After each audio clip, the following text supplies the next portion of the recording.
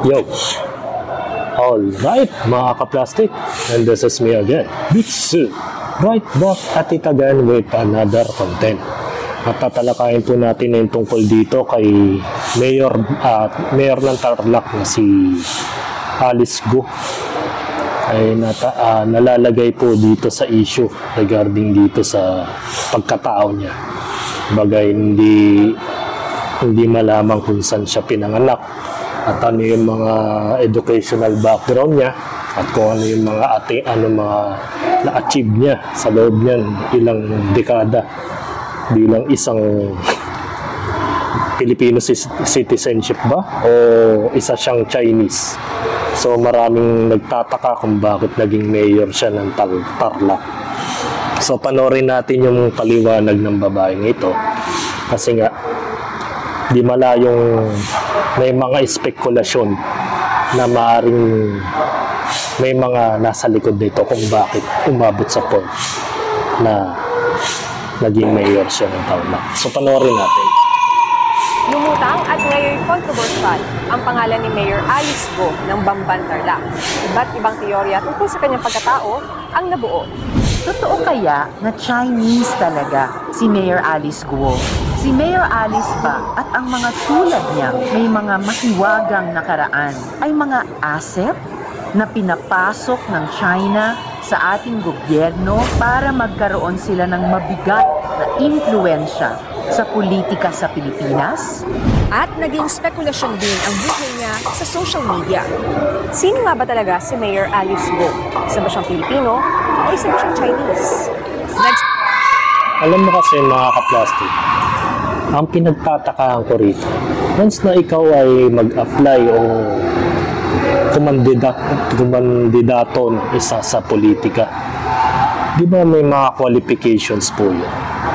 Tinitignan nila kung ikaw ay Filipino citizenship ka or may mga background ka na educational background at higit sa lahat kung meron kang potential na hinahanap ng COMELEC, mga ka-plastic. So, wala sa kanya yun. Kasi wala siyang maisagot. Hindi niya alam kung saan siya eksaktong pinanganak. At hindi rin niya alam kung saan siya nag-aral at anong paaralan ng kanyang pinasukan. So, hindi nga natin alam kung nakapag-college siya. Kasi wala siyang may pakitang credentials. Diba? Simula ang lahat sa kwento ng dalawang pogo o Philippine Offshore Gaming Operator, ang Hongsheng at Zun Yuan. Parehong nag-lease o nag-rent ang mga pogong ito sa Baofu Compound, isang property na nasa likod lang ng munisipyo ng Bamban.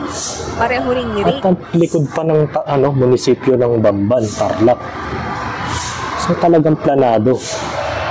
From the start pa lang, meron lang nakalagay na pogo sa likuran. So, ibig sabihin, nagpaplanta na sila ng mga kumpanya nila. So, hindi na natin namamalayan mga ka-plastic. Baka mga 10 taon mula ngayon. Baka hindi na natin alam, mga presidente natin is Chinese na. Diba? Unti-unti na tayong sinasakop ng mga incheck. Diba? Nagsimula sa West Philippine Sea. Tapos hindi na ngayon maagaw-agaw ng mga Pilipinas, ng mga Pilipino, ng gobyerno. Tapos, madadagdagan pa. May isa na naman silang probinsya ng China, which is Tarlac pa. Bakit umabot sa point na hinayaan ng gobyerno yan? Na umabot sa point na lumaki yung kanilang kumpanya. Diba? Isipin mo pa lang mga ka-plastic, dapat question na nila yung pagkatao nitong si Alice. O bakit sila nakapasok? Bakit naging kwalipikado na kumandidato sa lugar na yan? Diba? At ipinasara ang mga ito. Sa Senate hearing noong May 7, sabi ni Go, wala siyang kinalaman sa mga pogo.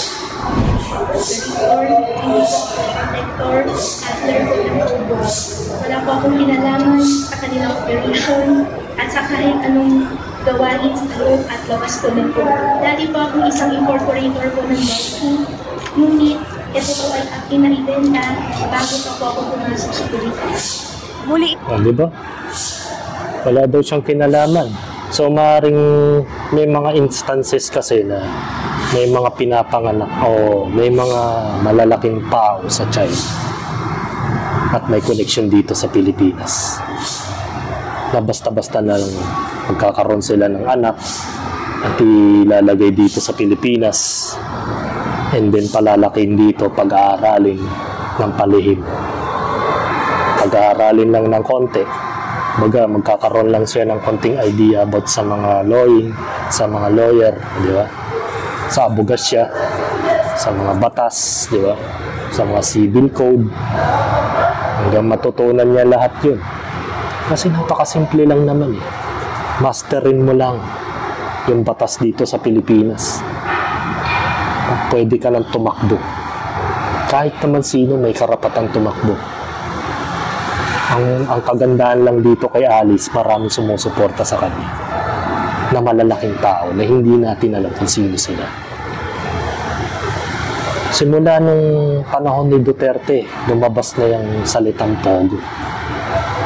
Hindi natin alam kung ano ang nangyayari sa gobyerno ng mga panahon ng pandemic. Kaya dumami ang mga i-check dito na nagtatayo ng mga pasugalan. Siyempre ito, technically, wala naman talaga siyang kinalaman. Baga parang nagiging sunod-sunuran. Puppet pa. Diba? ito iginiit ni Go sa eksklusibong panayam kay Karen Davila. Hindi po ako spy. Ako po ay isang Pilipino. Mahal ko po ang sarili ko pong bansa. Sabi ng alkalde, nais na niyang ipaban ang mga pogo. Now, Bakit as noon long as pa? ako po Bakit noon mayor, pa? I will no longer allow any pogo operation in my town. Ang mas ipinagtaka ng mga senador ang mga di umano'y butas sa personal na buhay ng 37 taong gulang na alkalde. Tanong nila, saan siya ipinanganak? Bakit late ito inirehistro? Saan siya nag-aral? Saan pala po kayo ipinanganak? Ang sinabi po sa akin sa bahay ko. Sa pagkaalam po kasi namin, 17 years old na po kayo nung i-register yung inyong birth. Diba? 17 years old, saka lang i-register ang kanyang live birth. So, anong malay natin kung sa China siya nakarehistro nung araw na yun? May possibility rin na rehistrado din siya sa China. Meron din siyang birth certificate doon.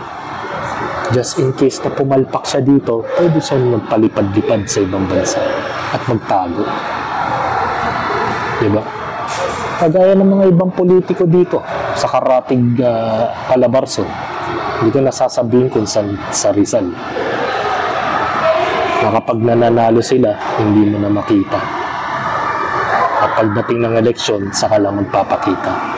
At pag mga tumangkang kumalaban sa taong yun, may papatay sa taong yun. Kaya hanggang ngayon, nananatili ang kanyang termino. Kung mapapansin mo mga kaplastic, di ba? Pag may sumubok na kumalaban sa taong yun, pinapatay nila. Sa mismong eleksyon pa. Kaya matalo man o manalo, automatic, pag namatay yung kalaban nila, sila mananalo. Ganito ang possibly na mangyayari dito kay Alice Go. Kapag may kumalaban sa kanya, at alam niyang dehado siya sa politika, di natin alam kung ano pwede mangyari. Dahil nasasakop na ng impluensya. May mga negosyo na kasi nakasakop sa Tarlac.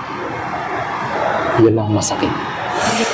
Or hindi ko lang po siya masyado maalala po ngayon. Ano pong dokumento na hawak ninyo bilang katibayan ninyo kung hindi diploma, dokumentong formal na nagsasabing na comply po ninyo na earn nyo yung competencies sa high school?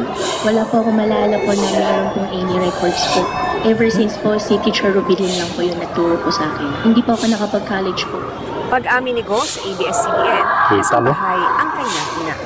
Lumaki po ako sa daddy ko po.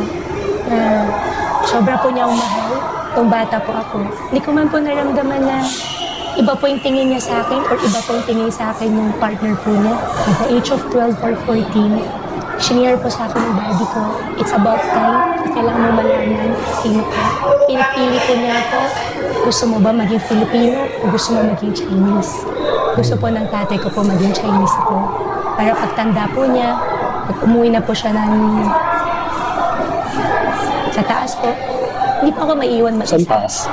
Kasi nung pagkaluwal po sa akin ng nanay ko po, iniwanan na po ako sa kanya. Pero Ma'am Karen, ako po ay isang Pinoy. Lumaki po ako sa Pilipinas. Alam ko po ako ay isang Filipino.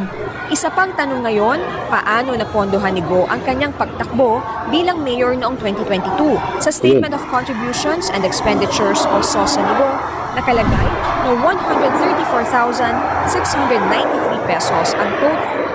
Ayun. Sa SOSE, 134,000. Mababa lang naman kasi local. Pero pag masakit yan, pag pumasok na yan sa senador at presidente, gulat ka na lang. Million na yan. Since may mga negosyo na siya dito. Di ba? Di, ang pinagkakatakalan natin, bakit hindi niya alam kung saan siya nag-aral? Basta may tutor lang sa kanya. Isa, teacher lang. At tiyak ko yung teacher na yun, inupahan yun ng ma-influensyang tao. Napag-aralin lang siya ng exclusive hanggang sa paglaki niya.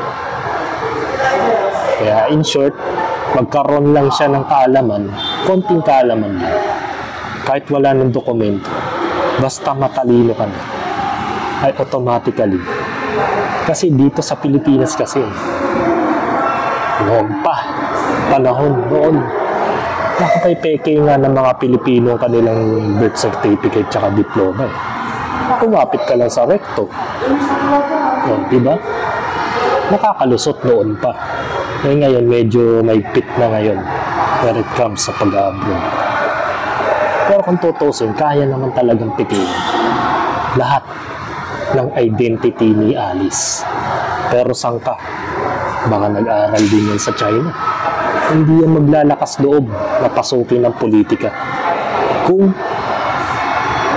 wala siyang educational background. Maganda ang kanyang pagkakapaliwanag, di ba? Tutor daw. Ibig sabihin, napag-isipan na nila yung maaaring itanong ng mga tao sa kanila. Siyempre, yun ang unang-unang itatanong ng mga tao, bakit siya nakapasok sa politika? Diba? Kaya, mo, 134,000 para hindi halata na talagang siya ang gumastos. Expenditures niya sa halalan. Tinulungan daw siya ng mga kaibigan at ng nagdaang administrasyon sa munisipyo, pero sa kanyang SOSE, nakasaad na wala siyang natanggap na kontribusyon, mapa in cash o in kind. May piggery at meat shop siya, pero duda ang mga senador na sapat ang kita rito para mangampanya. Sabi naman niya, ibinenta na niya ang chopper na naunang binili niya para gawing saan ka makakakitang ordinaryong tao lang si Alice na may chopper na nagkakahalagang 33 million yan. Yung chopper na yan, kahit i-google niyo po. Kahit yung sports car niya. May sports car yan.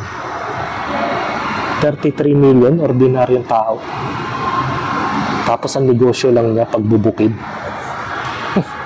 Kahit sinong negosyanteng pagbubukid, hindi kayang bilhin ng ganyang kamahal na chopper. Imposible yun. So may nasa likod sa kanya. Siyempre hindi niya sasabihin yun. Malaking tao yun at may plano sila sa Pilipinas kung paano nila palalakayin paunti-unti ang kanilang impluensya.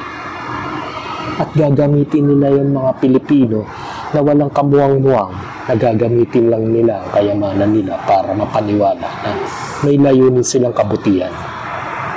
Pero nagpapalaki lang ng pasugalan sa Pilipinas. Diba? Yun yung point of view doon. So hanggang dito na lang ang aking opinion. Siguro mahababang proseso ang mangyayari dyan sa pag-usap tungkol kay Alice Go.